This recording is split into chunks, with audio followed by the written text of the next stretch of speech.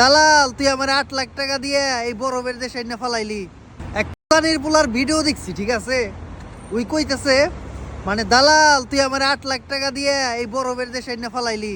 আরে মান্দার পোলা, তুই এই বরফের দেশে আইবার লিগে একটা সময় দালাল রে পায়ে ধরছস, আব্বা পর্যন্ত কইছস।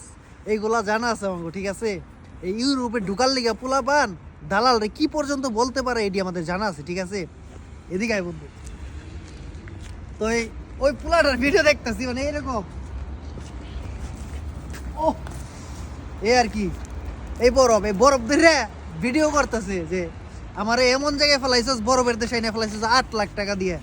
মান্দার বলা তোর বাপের কপাল ভালো যে তুই ইউরোপে পাড়া দিছস, ঠিক আছে? তোর বাপে বলতে পারবো তুই ইউরোপে আসছস, তুই বলতে পারবি ইউরোপে আসছস। তুই আসার সময় কি তোর বেটায় পায়ে ধরছিল? তুই আয়, তোর ধরে নাই। তুই কিন্তু আব্বা বাপ খালু সব কিছু বললে তারপরে যেমনক এইখানে পৌঁছাইছস। তো তোদের একটাই সমস্যা, যখন তোদের বিপদ থাকে তখন আব্বা খালু ভাই, ঠিক আছে? যখন বিপদ কাইটা যায় তখন দালাল, ঠিক আছে? তো এই সমস্ত জিনিস বাদ দে। আর আমি তোরে বিশেষ করে আমি দোয়া করি, সত্যি কথা আমি মন থেকে দোয়া করি, তো তুই মানে 1 মাসের ভিতরে দেশে ফেরত যা, ঠিক আছে? তুই যেরকম এখন বলতেছিস না, দেশে গেলে তুই 2 দিনের ভিতরে স্টক করে মরবি যে আমি ইউরোপের মতো দেশে গেছি, তখন এই কথা বলছি।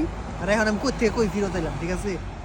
ও আর বলা তুই তুই তোর বাপের ধরে ইউরোপের মতো দেশে 8 লাখ টাকা দাইতে পারছস, তুই ওর তো আজীবন গুরু মানবি, আজীবন ওর পায়ের ভিতরে চুমা দিবি।